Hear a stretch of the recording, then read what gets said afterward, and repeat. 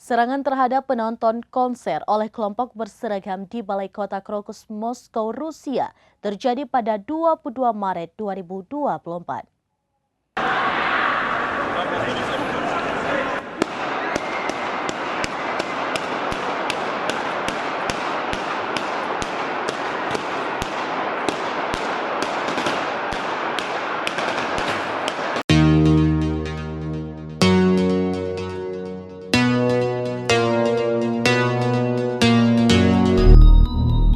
Serangan terhadap penonton konser oleh kelompok orang berseragam di Balai Kota Krokus, Moskow, Rusia terjadi pada Jumat 22 Maret 2024. Para penyerang yang menggunakan seragam kamuflase melepaskan tembakan dan dilaporkan melemparkan alat peledak ke dalam tempat konser.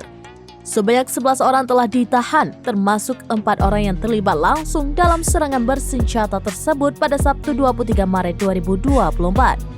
Cabang ISIS di Afghanistan juga dikenal sebagai negara Islam di Provinsi Khorasan. ISKP atau ISIS-K telah mengaku bertanggung jawab atas serangan tersebut.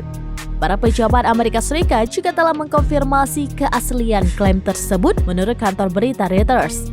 Kini jumlah orang yang terluka dalam serangan itu meningkat menjadi 152 orang, kata Kementerian Situasi Darurat Rusia.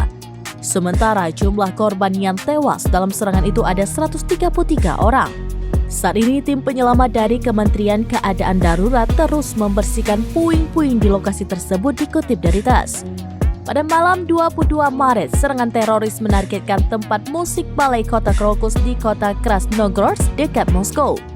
Presiden Rusia Vladimir Putin mengatakan dalam pidatonya di televisi bahwa menurut informasi awal pihak Ukraina telah mempersiapkan celah di perbatasan agar teroris dapat melintasinya.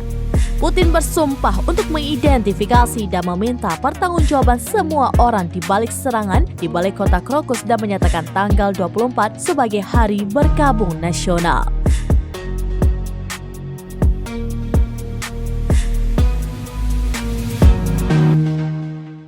Demikian informasi terkini Syedaralun. Saksikan terus beragam informasi lainnya. Coba like dan share seluruh akun serambinews.com. Download Tribun X sekarang. Menghadirkan lokal menjadi Indonesia.